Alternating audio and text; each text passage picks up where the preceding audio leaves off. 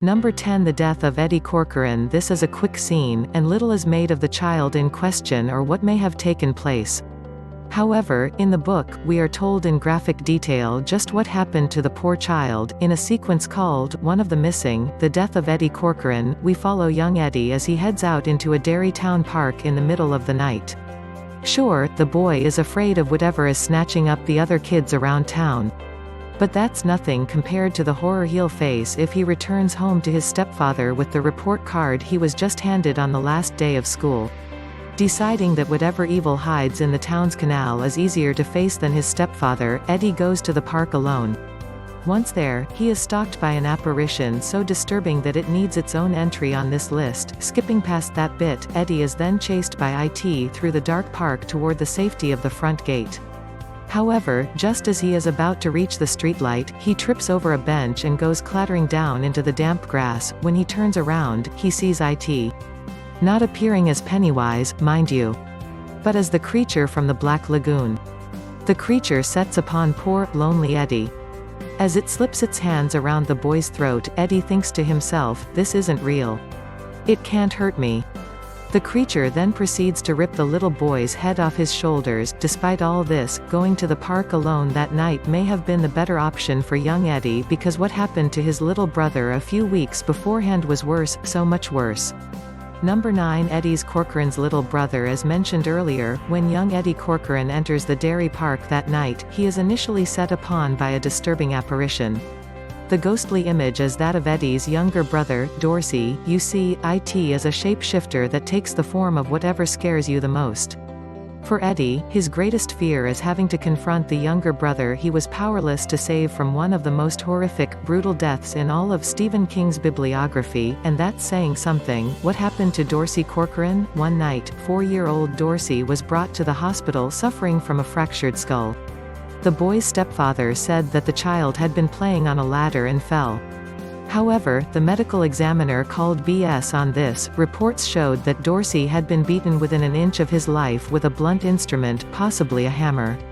Then he was dumped off at the hospital to die. Eventually, the boy's stepfather broke down, admitting that he had beaten the child to death with a hammer. "I don't know what came over me," the stepfather said. He was asked if Dorsey said anything before passing on. The man replied, "He said, 'Stop Daddy, I'm sorry, I love you.'" Quote. When was asked if he stopped beating the child after hearing this, the stepfather coldly replied, "Eventually." Number 8. Henry Bowers, the racist. This is a puzzling aspect that was left out of the 2017 adaptation of King's novel. Yes, it is dark. Yes, it is disturbing. But considering that the new film had no issue with showing, in graphic detail, Pennywise biting, ripping off young Georgie Denbrough's arm, leaving out this aspect seems to us like fear of backlash. Fair enough. In the 2017 human villain Henry Bowers is made out to be little more than a mullet-wearing jerk with an anger issue or two. In King's novel, however, Bowers is about as evil as they come. Not as evil as his buddy Patrick Hockstetter, but Henry is a bad seed through and through. This includes his proclivity for racial slurs. We're not just talking about his abundant use of the N-word. Oh, no. In the novel, young Henry Bowers seems to be highly educated in all racial slurs created to cause the utmost psychological pain to Mike Hanlon, his African-American victim. 3. Although we're not going to count out the full list of slurs, the 1990 miniseries, which aired on the ABC television network, retained 2 uses of Henry's horrific language. We can only assume in the day and age of Django Unchained, and every other Tarantino movie for that matter, these terms are no longer welcome in mainstream motion pictures. Even if they are there to prove a point or establish character. And we agree.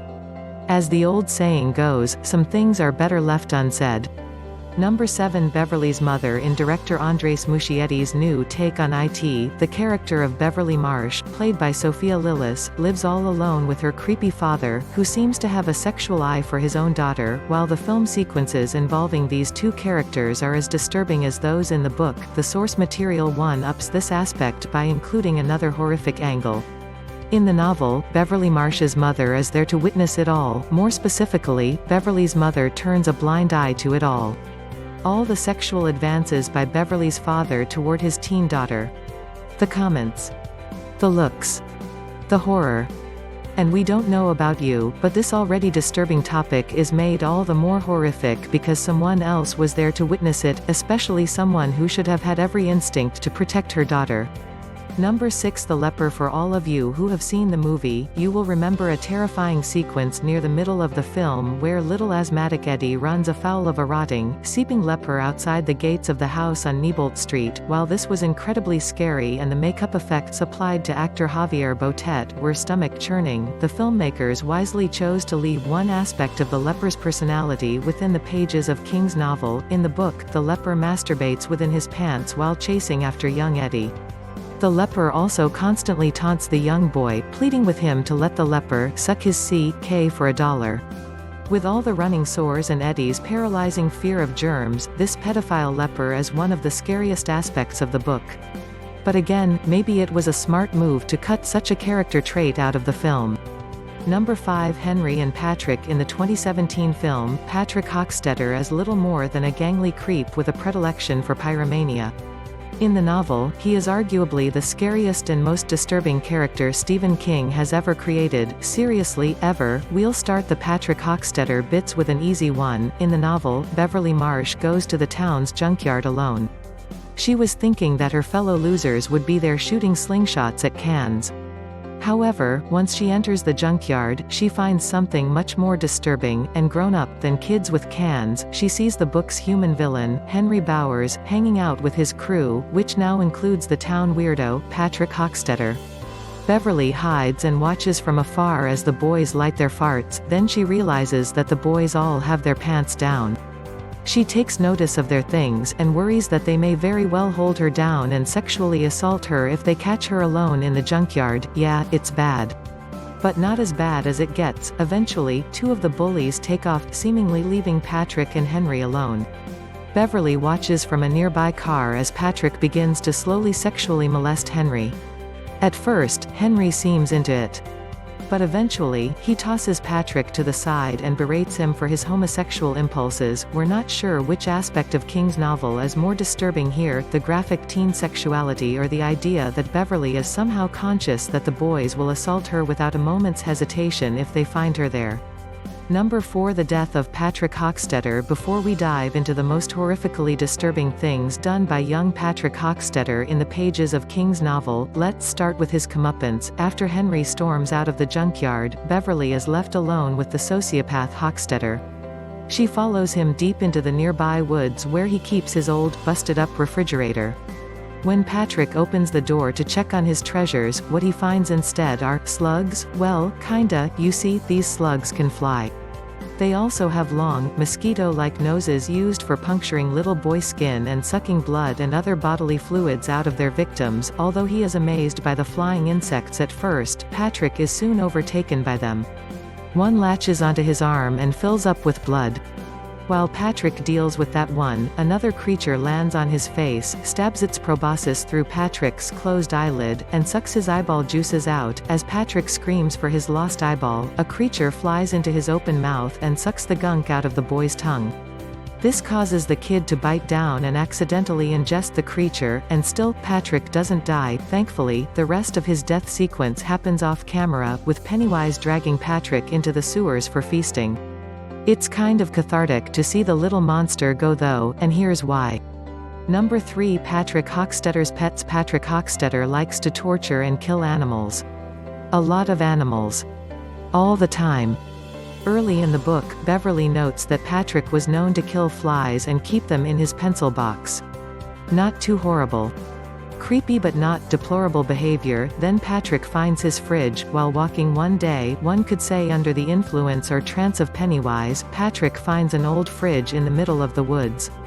Soon, he gets the idea to put a puppy in there. Then a kitten. Then more and more of the neighborhood animals go missing. Without getting into specifics, let's just say that this is the one section we skip every time we reread the novel. No need to go through this twice. That said, this part does bring up the interesting idea that maybe Pennywise was training Hockstetter to be his replacement or at least his partner in crime. The fashion in which Hockstetter makes the pets disappear in Derry is akin to Pennywise's habit of making the children disappear, but all of Pennywise's plan goes to bupkis once Patrick pulls off this next bit. Number 2. Patrick Hochstetter's baby brother. Patrick Hochstetter spent the better part of his life as an only child. This seems to have kept him relatively at bay.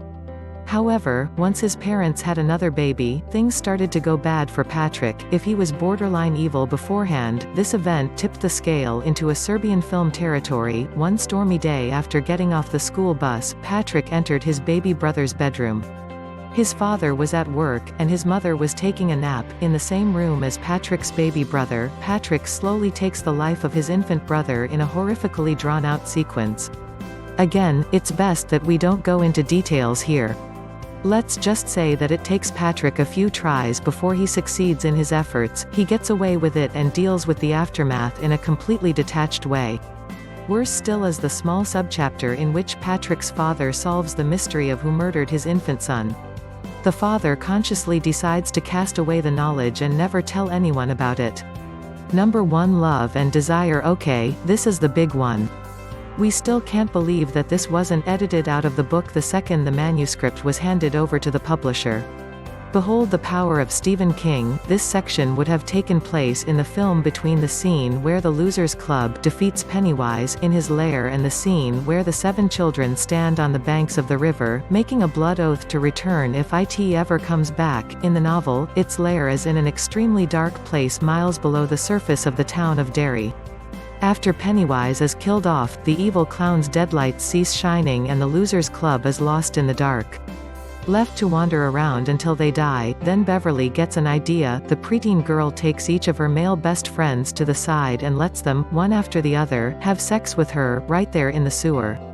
Again, in typical King fashion, the sequence called Love and Desire is played out in graphic detail with each of the 6 boys. Somehow, through the magic of coitus, Beverly's act of love and desire works. The Losers Club is suddenly able to navigate the pitch-black tunnels and return to the safety of that broken, glass Coke bottle. We seriously have no idea how this chapter made it into the book and why it isn't considered straight-up illegal. That said, the sequence is very sweet and stands as an expression of the deep connection these 7 children will share for the rest of time. Or maybe it's just pervy exploitation, you decide.